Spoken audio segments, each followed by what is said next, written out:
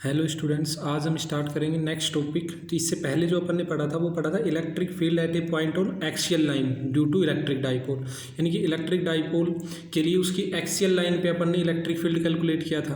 अब अपन electric field calculate करेंगे उसकी इक्वेटोरियल लाइन के ऊपर। तो अब ये देखना इक्वेटोरियल लाइन होगी कहाँ और अपने पास क्या होगा इसके कारण इलेक्ट्रिक फील्ड। तो इक्वेटोरियल लाइन पे जब अपन कैलकुलेट करेंगे तो ये मान लो अपने पास कोई इलेक्ट्रिक डाइपोल है। इसमें थोड़ा सा डायग्राम समझ लेना, डायग्राम थोड़ा सा टफ है बस।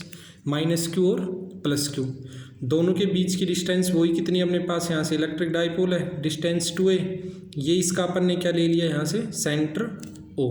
तो सेंटर O हो गया, दोनों की डिस्टेंस a। तो ये डिस्टेंस कितनी हो गई यहाँ से यहाँ तक, a। ऐसे ही a डिस्टेंस क्या हो जाएगी, इस तरफ हो जाएगी, a डिस्टेंस दोनों तरफ अपने पास यहाँ से।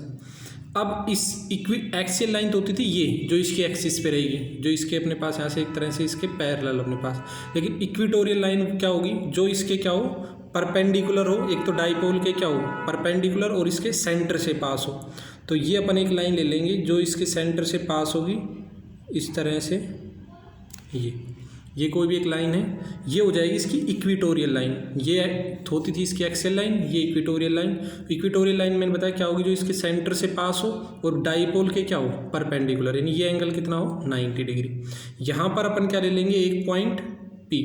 इस पॉइंट P पर अपने को क्या करना है, इलेक्ट्रिक फील्ड की वैल्यू कैलकुलेट करनी है। और ये जो डिस्टेंस होगी अपने पास यहाँ से सेंटर से और पॉइंट P की डिस्टेंस वही कितनी हो जाएगी अपने पास यहाँ से R। और इसको पॉइंट दे देंगे A और इसको पॉइंट दे देंगे अपन B। और अब इन दोनों को मिला देंगे, A को भी पॉइंट P से और B को भी पॉइंट P से अपने पास यहाँ से। अब देखना यहाँ से, अब ये एंगल तो 90 डिग्री रहेगा, ऐसे ये 90 और ये एंगल थीटा है, तो ये एंगल भी कितना रहेगा, वही थीटा। दोनों अपने पास यहाँ से एंगल थीटा रहेंगे। अब ये एंगल थीटा है तो इसमें याद रखना ये एंगल अगर थीटा होगा, अब इसमें देखना ये डिस्टेंस r है, ये डिस्टेंस a है, तो ये जो डिस्टेंस होगी ये अपने पास ये एक तरह से क्या हो जाएगा बेस, और ये परपेंडिकुलर, तो ये क्या हो जाएगा अपने पास यहाँ से हाइपोटेनियस। तो हाइपोटेनियस क्या हो जाएगा r² प्लस में a² का अंडर रूट। ऐसे ये भी हाइपोटेनियस हो जाएगा r² प्लस a² का अंडर रूट। तो ये दोनों हाइपोटेनियस आ गए अपने पास यहाँ से। अब इसमें देखना यहाँ से जो वैल्यू आएगी, अब सबसे पहले अपन इलेक्ट्रिक फील्ड पॉइंट P पे कैलकुलेट करना है। पहले कैलकुलेट करेंगे माइनस क्यू चार्ज की वजह से और फिर करेंगे प्लस क्यू चार्ज की वजह से। तो देखना इसमें electric field at point P due to minus Q charge. तो माइनस क्यू चार्ज की वजह से जो इलेक्ट्रिक फील्ड होगा उसको अपन क्या बोल देंगे, E1। तो E1 क्या हो जाएगा, वही KQ अपॉन में R², क्योंकि पॉइंट चार्ज के लिए यही फॉर्मूला पड़ा था KQ अपॉन R²। तो चार्ज का सिर्फ क्या लेंगे, मैग्नीट्यूड, माइनस साइन, तो ये नहीं कि भाई माइनस ले लेंगे, यहाँ पर अपन सिर्फ क्या ले रहे हैं, चार्ज का मैग्नीट्यूड ले रहे हैं QQ। और ये KQ और अब देखना इस माइनस क्यू चार्ज की पॉइंट P से डिस्टेंस कितनी है, माइनस क्यू चार्ज की पॉइंट P से जो डिस्टेंस है वो अपने पास कितनी है, R² प्लस a² का अंडर रूट। तो इसका क्या ले लेंगे, होल स्क्वायर। तो R² प्लस a² का अंडर रूट और इसका क्या हो जाएगा, होल स्क्वायर। नेक्स्ट इसको अब E1 की वैल्यू क्या हो जाएगी, KQ अपॉन में स्क्वायर से रूट कैंसिल हो जाएगा, तो क्या हो जाएगा KQ अपॉन में R² प्लस में a², रूट से स्क्वायर कैंसिल, और इसको इक्वेशन क्या दे देंगे फर्स्ट। और इसकी अगर डायरेक्शन लें, अब देखना इस इलेक्ट्रिक फील्ड की डायरेक्शन क्या होगी, ये जो E1 अपन ने माइनस क्यू चार्ज। अब माइनस क्यू चार्ज के कारण मैंने बताया था इलेक्ट्रिक फील्ड हमेशा कैसे रहेगा, इनवर्ड। तो ये माइनस क्यू चार्ज की वजह से इलेक्ट्रिक फील्ड कैसा हो जाएगा, इनवर्ड, और इसको अपन क्या कह देंगे, E1। तो ये E1 इलेक्ट्रिक फील्ड इनवर्ड हो जाएगा। और इसकी जो डायरेक्शन अगर लिखे तो ये हो जाएगी अपने पास यहाँ से अलोंग PA। अब ऐसे अपन निकालेंगे यहाँ से electric field at point P due two plus Q charge. तो इस प्लस क्यू चार्ज के कारण इलेक्ट्रिक फील्ड निकालना है, उसको अपन बोल देंगे E2। तो K क्यू अपोन में क्या आएगा डिस्टेंस। अब देखना प्लस क्यू चार्ज से पॉइंट पी की डिस्टेंस कितनी है, R square plus A square का अंडर रूट, वही सेम है दोनों डिस्टेंस। तो ये वैल्यू पुट कर लेंगे यहाँ से, तो R square plus A square का अंडर रूट और इसका क्या हो जाएगा यहाँ से होल स्क्वायर, ये नीचे। ठीक, अब वही स्क्वायर से रूट कैंसिल, तो E2 की वैल्यू क्या हो जाएगी के क्यू अपोन में आर स्क्वायर प्लस में ए स्क्वायर, और इसको इक्वेशन क्या दे देंगे अपने पास यहाँ से सेकेंड इक्वेशन। और इसकी जो डायरेक्शन होगी देखना प्लस क्यू चार्ज, अब प्लस क्यू चार्ज के कारण डायरेक्शन मैंने बताया था हमेशा कैसे रहेगी आउटवर्ड, लेकिन लाइन क्या लूँगा, अब ये लाइन है तो इस लाइन क्या लूँगा आउटवर्ड कैसे हो जाएगी, ये इस तरह से। तो ये किसकी डायरेक्शन हो जाएगी अपने पास यहाँ से E2 की। ये स्ट्रेट नहीं होगी ऐसे, कभी इसको ऊपर कर दो, इसी लाइन क्या लॉन्ग होगी, इस लाइन क्या लॉन्ग जो अपन ने ली है, ये इस लाइन क्या लॉन्ग आगे की तरफ। तो ये डायरेक्शन किसकी हो जाएगी अपने पास यहाँ से E2 की, तो ये E2 की डायरेक्शन हो जाएगी। और यहाँ पे अपन इसकी डायरेक्शन हो जाएगी P से B की तरफ, तो along BP, along BP, B से P की तरफ यानी बाहर की तरफ। अब देखना यहाँ से, अब ये जो दोनों है अपने पास यहाँ से ये एंगल थीटा लिया था, ये एंगल थीटा लिया था। अब यहाँ पे एक पैरेलल लाइन अपन ड्रॉ कर देंगे इस तरह से। अब ये चीज़ याद रखना, अगर ये एंगल अपने पास यहाँ से क्या होगा थीटा होगा, तो देखना ये जेड बन रहा है ये इस तरह से, तो इस तरह से पढ़ा था ये थीटा है, तो ये एंगल भी कितना होगा थीटा होगा अपने पास यहाँ से। तो ये अगर एंगल थीटा है तो ऐसे ही ये एंगल भी कितना हो जाएगा अपने पास यहाँ से थीटा, तो दोनों एंगल अपने पास कितने हो जाएंगे यहाँ से थीटा। अब ये थीटा है तो ये थीटा हो जाएगा। अब इस E1 के क्या बना देंगे अपने पास यहाँ से कंपोनेंट, क्योंकि E1 और E2 दोनों की दिशा क्या है, ना तो इक्वल है ना ही अपोजिट है, दोनों की डायरेक्शन क्या है डिफरेंट है, तो इसलिए इसको कपड़े बनाने पड़ेंगे यहाँ से, इन दोनों की E1 और E2 के कंपोनेंट बनाएंगे। तो E1 का इस तरफ थीटा की तरफ हमेशा कंपोनेंट अपने को पता है क्या आता है कोस थीटा, तो E1 कोस थीटा।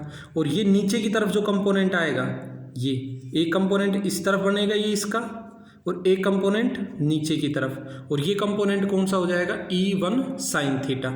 तो ये मैं इस तरफ बाहर की तरफ लिख लेता हूँ ऐसे एरो लगा के E1 साइन थीटा, ये कैसे रहेगा नीचे की तरफ। अब देखना ये एंगल थीटा है तो ये एंगल जो ऊपर वाला होगा ये भी कितना होगा थीटा हो जाएगा यहाँ से, ये एंगल ये थीटा है तो ये एंगल भी कितना हो जाएगा थीटा हो जाएगा। ये इस तरह से ये लाइन इस तरह से अगर इसको समझना है, नीचे ये बेस है ये एंगल थीटा है, और यहाँ पे अगर एक लाइन अपन ड्रॉ करें ऐसे, तो ये एंगल अगर थीटा है तो ये एंगल भी कितना हो जाएगा थीटा। ऐसे एक लाइन और ड्रॉ करें तो ये एंगल भी थीटा, ये भी थीटा, अपने पास सारे एंगल कितने रहेंगे थीटा। तो अगर ये एंगल थीटा है तो यहाँ से ये एंगल भी कितना हो जाएगा थीटा। अब इस E2 के कंपोनेंट करेंगे तो E2 का इस तरफ ये इस तरफ एक कंपोनेंट आएगा थीटा की तरफ, कौन सा आएगा कोस थीटा, तो वो क्या हो जाएगा E2 कोस थीटा। और इसके परपेंडिकुलर जो कंपोनेंट आएगा वो अपने पास क्या हो जाएगा E2 साइन थीटा। अब देखना यहाँ से इसके जो साइन कंपोनेंट है E2 साइन थीटा और E1 साइन थीटा, वो दोनों तो क्या है अपोजिट है, और क्या रहे अब देखना E1 और E2 की वैल्यू है, एक बार मैं बता देता हूँ। E1 और E2 की वैल्यू दोनों की वैल्यू क्या है सेम है, के क्यू अपॉन में आर स्क्वायर प्लस में A square, K Q upon R square plus A square. तो अगर E1 और E2 सेम है और दोनों के लिए थीटा भी क्या होगा सेम अपने पास यहाँ से, तो ये जो साइन कंपोनेंट है ये क्या हो जाएंगे एक दूसरे से कैंसिल हो जाएंगे अपने पास यहाँ से।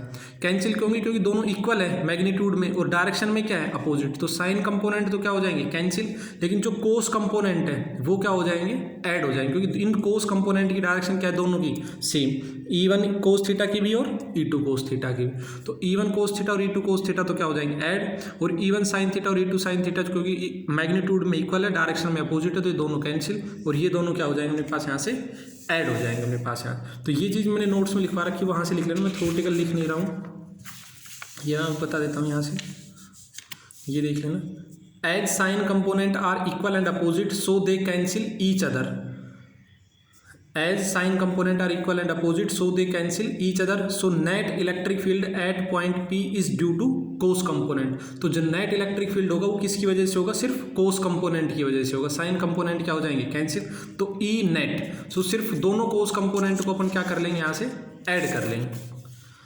तो E नेट जो होगा अपने पास यहाँ से लिख देता हूँ मैं, net electric field at point P due to cos component. तो कोस कंपोनेंट की वजह से कितना हो जाएगा, ई नेट की वैल्यू अगर अपन देखें पॉइंट पी पे, तो एक कोस कंपोनेंट क्या है, ई वन कोस थीटा, और दूसरा कोस कंपोनेंट क्या है, ई टू कोस थीटा। अब अपने को पता है फ्रॉम इक्वेशन 1 एंड 2, तो इक्वेशन 1 और 2 से अपने पता है ई वन और ई टू दोनों की वैल्यू अपने पास क्या है, सेम है ई वन और ई टू की। तो अगर E1 और E2 दोनों की वैल्यू सेम है तो यहाँ से अपन क्या लिख सकते हैं, E1 is equal to E2 from equation 1 and 2। E1 और E2 की वैल्यू क्या हो जाएगी, सेम। अब E1 और E2 की वैल्यू अगर अपने पास क्या है, सेम है दोनों की, कोस कंपोनेंट दोनों E1 और E2 की वैल्यू सेम है, K Q upon R square plus A square, और E2 भी क्या है, K Q upon R square plus A square. अब E1 और E2 अगर सेम है तो यहाँ से अपन क्या लिख सकते हैं, ई नेट की वैल्यू क्या हो जाएगी, 2E, और अपन मान लेते भाई E1 is equal to E2 किसके बराबर मान लिया, मान लो अपन ने E के इक्वल, दोनों की वैल्यू सेम है, E के इक्वल मान ली। तो इस E1 और E2 की जगह अपन क्या पुट कर लेंगे, E, और यहाँ भी क्या पुट करेंगे, E। तो ये क्या हो जाएगा, E कोस थीटा ये हो जाएगा, और E कोस थीटा ये हो जाएगा। तो ये किसके बराबर हो जाएगा, 2E कोस थीटा। E1 और E2 वैल्यू अपन ने किसके इक्वल, दोनों वैल्यू इक्वल है, और दोनों को किसके इक्वल मान लिया, E के इक्वल। तो E कोस थीटा ये हो जाएगा, और E कोस थीटा ये हो जाएगा। तो टोटल क्या हो जाएगा, 2E कोस थीटा, ये हो जाएगी E नेट की वैल्यू। अब अपन क्या करेंगे, यहाँ से ये तो आ गया अपने पास, यहाँ से 2E कोस थीटा की वैल्यू अपने पास यहाँ से। अब जो इसके बाद अपन कैलकुलेट करेंगे यहाँ से कोस थीटा की वैल्यू, कि भाई कोस थीटा की वैल्यू कितनी आएगी यहाँ से अपने पास, यहाँ से। तो कोस थीटा की वैल्यू क्या आएगी, अब ये अपने को कैलकुलेट करना पड़ेगा इस डायग्राम से। ये मैं आपको डायग्राम वापस दिखा देता हूँ, इससे कोस थीटा की वैल्यू अपन कैलकुलेट करेंगे। तो ये देखना यहाँ से, मैं इसको साइड में कर लेता हूँ, यहाँ से अगर देख रहा हो तो ये देखना। अब कोस थीटा की वैल्यू कोई से भी ट्राइंगल से भी कैलकुलेट कर सकते हैं, चाहे इस ट्राइंगल से कैलकुलेट करें चाहे इस ट्राइंगल से, दोनों से वैल्यू क्या आएगी, सेम ही आएगी अपने पास यहाँ से। तो फ्रॉम ट्राइंगल, जैसे मान लो मैंने ये ले लिया AOP, तो कोस थीटा क्या होता है अपने पास यहाँ से, ये पड़ा होगा PBP अपॉन में HHB। तो sine cos base upon hypotenuse, तो ये बेस हो जाएगा, और ये अपने पास क्या हो जाएगा, हाइपोटेनियस। तो बेस की वैल्यू क्या हो गई, A, और हाइपोटेनियस क्या हो जाएगा, आर स्क्वायर प्लस में ए स्क्वायर, और इसका क्या हो जाएगा, अंडर रूट, ये वैल्यू, क्योंकि R square plus A square का अंडर रूट है। और इसको इक्वेशन क्या दे देंगे, इसको इक्वेशन दे देना थर्ड, और इसको इक्वेशन क्या दे देंगे अपने पास यहाँ से फोर्थ। अब देखना यहाँ से ई की वैल्यू अपने पास कितनी है, ये रही E1 और E2 की वैल्यू, के क्यू अपॉन में आर स्क्वायर प्लस में ए स्क्वायर। ऐसे E2 की वैल्यू दोनों सेम थी, और वो वैल्यू कहाँ पुट कर लेंगे, यहाँ पे E की जगह। तो E नेट अपने पास कितना आ जाएगा, 2E। E1 और E2 E के बराबर है, तो चाहे E1 के रखें चाहे E2 के रखें, क्योंकि दोनों वैल्यू सेम है। तो के क्यू अपॉन में आर स्क्वायर प्लस में ए स्क्वायर, सिर्फ ये आएगा। और इनटू में कोस थीटा की वैल्यू जब अपन रखेंगे तो कोस थीटा की वैल्यू क्या हो जाएगी, ए अपॉन में under root R square plus में ए स्क्वायर। अब यहाँ से क्या आ जाएगा, ई नेट की वैल्यू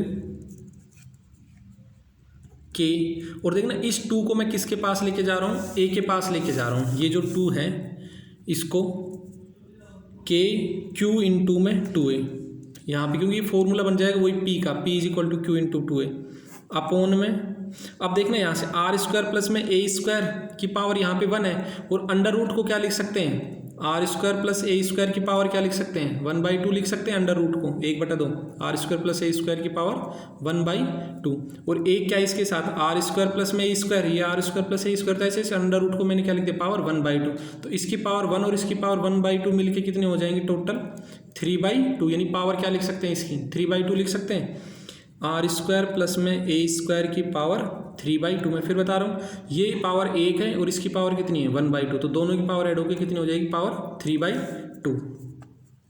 तो ई नेट की वैल्यू क्या हो जाएगी अपने पास यहाँ से, के क्यू इंटू में 2a, ये किसके बराबर हो जाएगा, क्यू इंटू में 2a, मैंने बताया था हमेशा याद रखना Q into two electric dipole movement P के बराबर होगा अपने पास यहाँ से। तो इसकी जगह क्या रख लिया अपन ने P, और नीचे क्या हो जाएगा आर स्क्वायर प्लस में ए स्क्वायर की पावर 3/2।